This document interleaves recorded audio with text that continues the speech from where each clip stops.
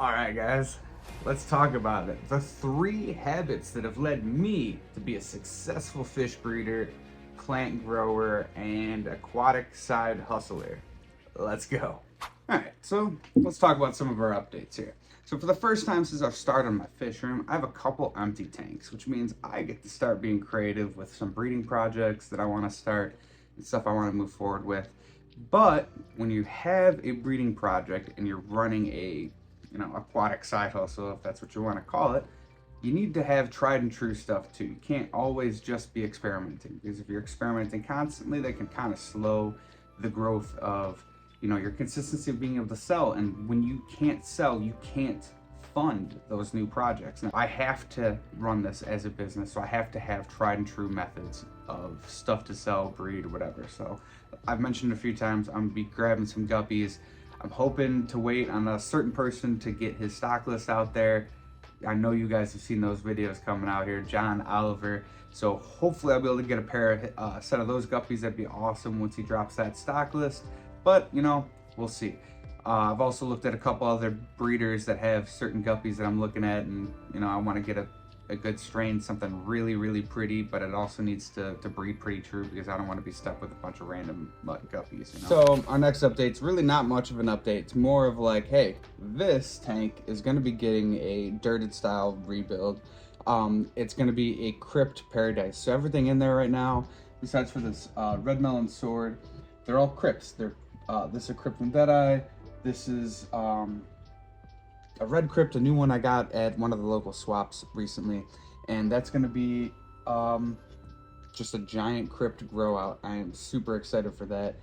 This one I'm super excited because it gets that nice red coloration. We got the dark green coloration from there, and then I'll probably put this, I might just leave the sword in there. It'll be the one sword out of all the crypts in there, but this is going to be one heck of a tank, and I'm super excited for that build.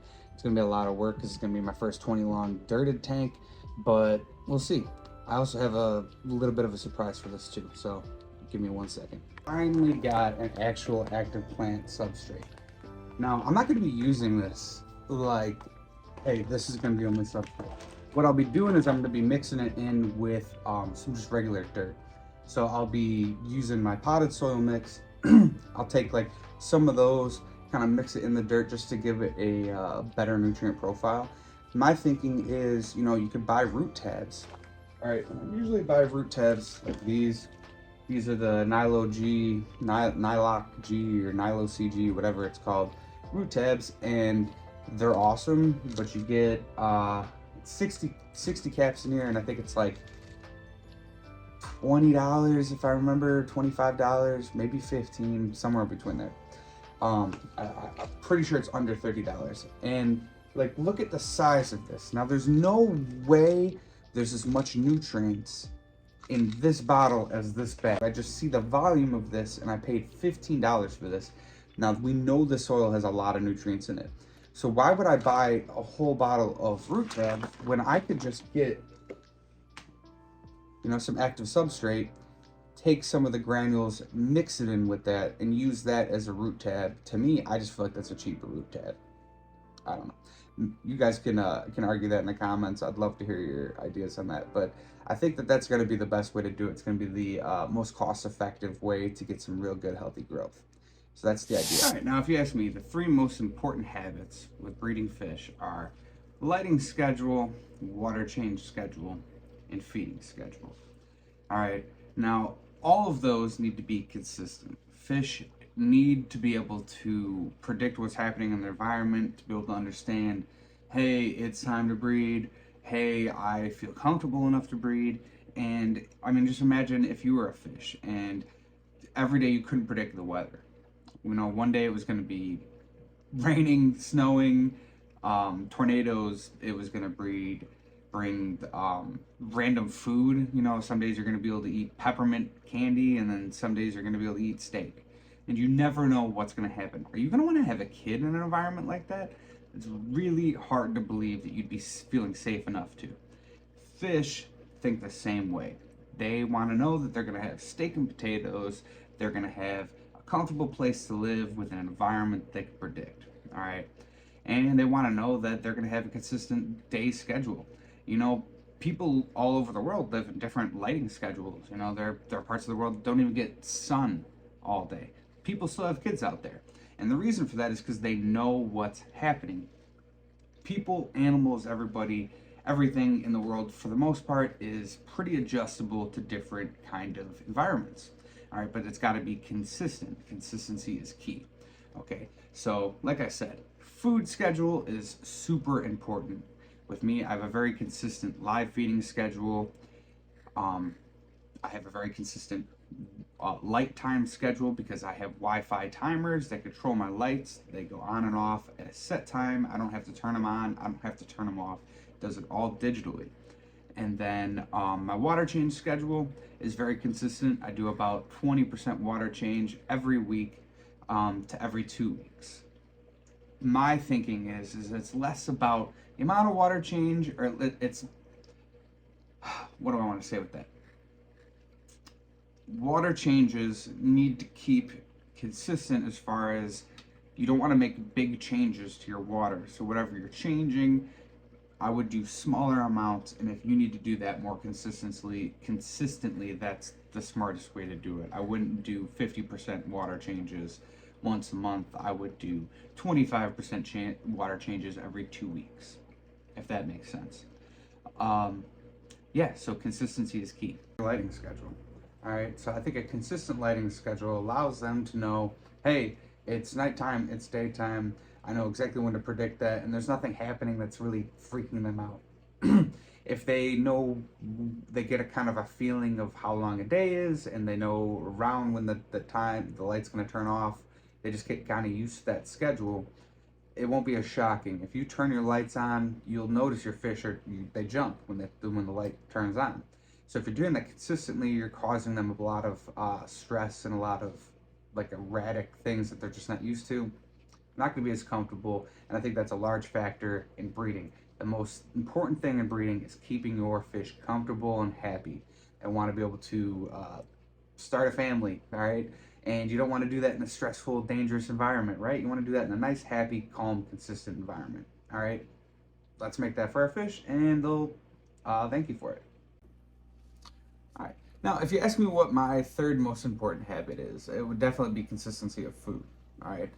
Consistency of food, meaning like, you know, you're feeding the right amount for your fish tank, you're feeding the healthy, nutritionally valued food, but you're feeding something they can predict, something they're used to, they know that they're eating it. People like to switch up the diet, which I don't think is a bad thing. Giving a variety of foods, I actually think that's a great thing. But I think giving them something that they know and they're used to is a good thing. Now, live food is the most important. So if you have a consistent source of a live food that will change your game for breeding. I actually think that a lot of fish probably won't breed if you can't get a live food into them. And that could be, you know, the microfauna in your fish tank. You just have like really biologically active water, and it feeds your fish just by them living, you know. Or you do something like a brine shrimp. All right, so maybe you do live baby brine shrimp, and you hatch them out daily. And like I said, I do a morning feeding and a night feeding.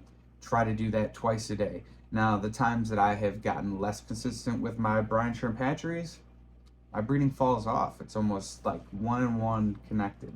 All right, so if you can get that to be consistent, it'll definitely help you out. If you can't get that to be consistent, so maybe you just do spurts. Maybe you create your own seasons in breeding.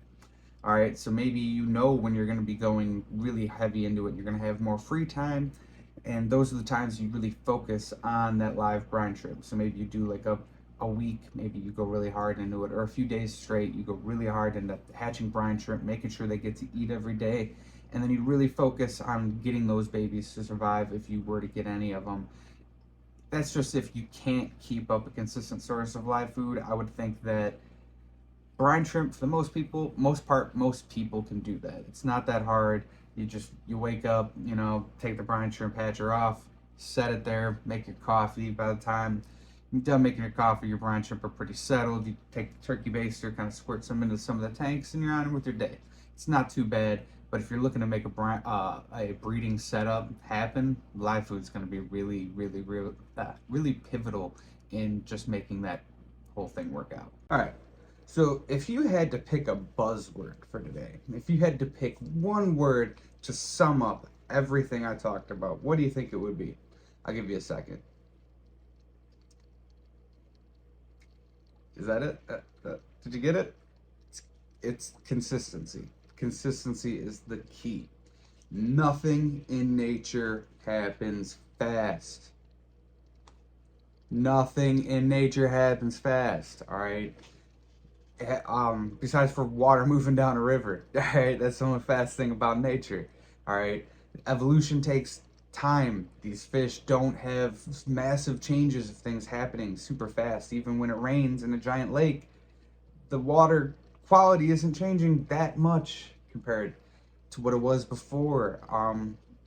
So make sure your fish aren't experiencing crazy changes very fast. You know, you can acclimate fish to a wide variety of parameters, but they need that time to have that happen. It's got to happen in small increments over time.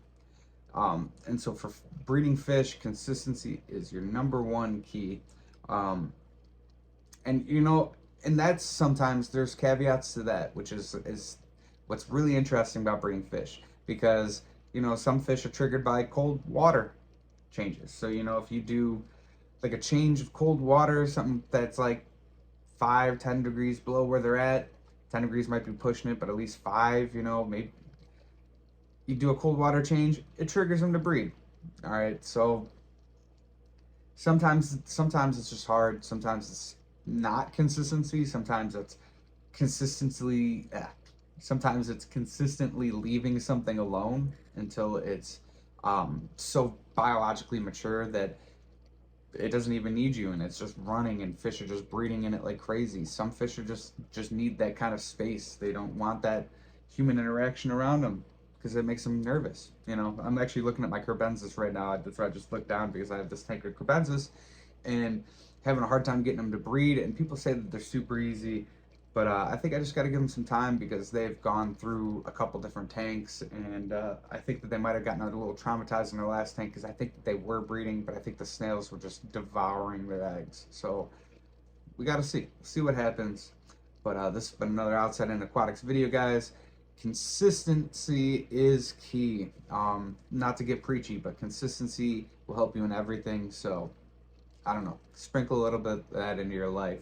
Thank you guys for watching.